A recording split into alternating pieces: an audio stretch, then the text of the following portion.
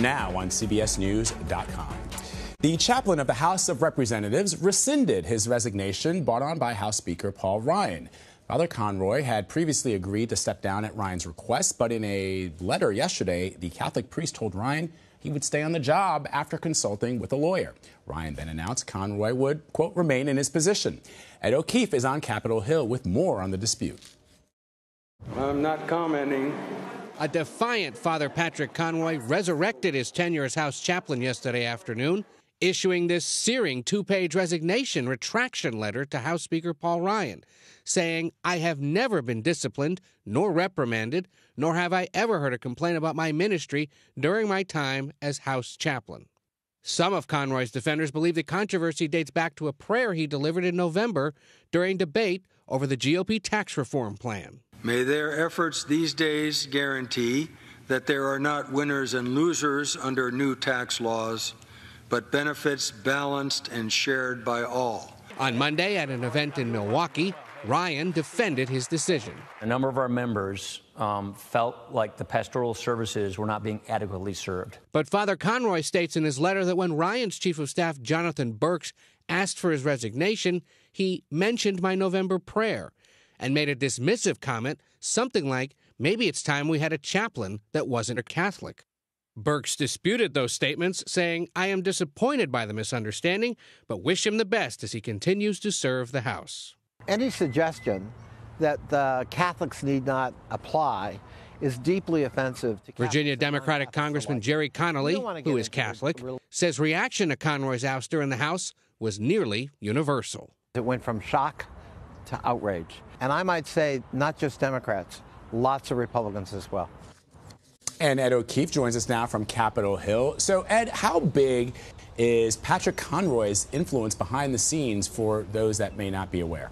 Sure. So remember, the House and the Senate both have chaplains that are elected or selected by the body and basically serve a 2-year term. Conroy's been on the job since 2011. He's only the second Catholic priest to ever hold the job in the more than 200-year history of the House. And basically, any member of the House, any staff member, any other support staff here at the Capitol could go to him and sort of seek his counsel, or, you know, maybe ask for confession, or to give the confession, or just seek his advice and counsel on some other life situation. Most notably, perhaps best known for showing up every morning as the House convenes and giving a morning prayer, and then speaking at other events here on Capitol Hill or at the memorial services for late lawmakers or for some staff member who died, and serving out that ceremonial role as well. Not somebody who influences policy necessarily, though certainly we've heard that lawmakers consult him on matters and seek his spiritual guidance. This is such a strange story, Ed. I think a lot of people are sort of scratching their heads at this, and I wonder, why would Paul Ryan provoke this tussle with an election coming up? And he's also retiring from Congress.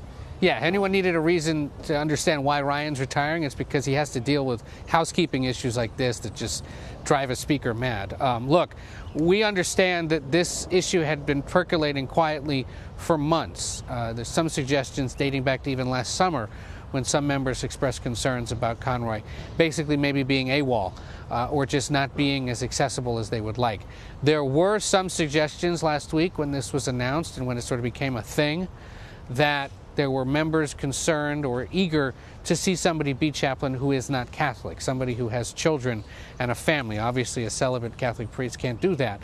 And that immediately caused great concern among especially Catholic members and members of both parties who said, look, why not just let him serve out his term and pick somebody new in January and tell him he was done? Why do it now? Ryan, as he said publicly earlier this week, as he explained last week, was hearing from members concerned about this who felt there needed to be a change. But we pushed him. We said, was there something specific? Is there something he's been accused of? And Aide said no. So you're right. It's strange, and to provoke this fight, to mix religion and politics in this volatile election climate really makes no sense. Indeed.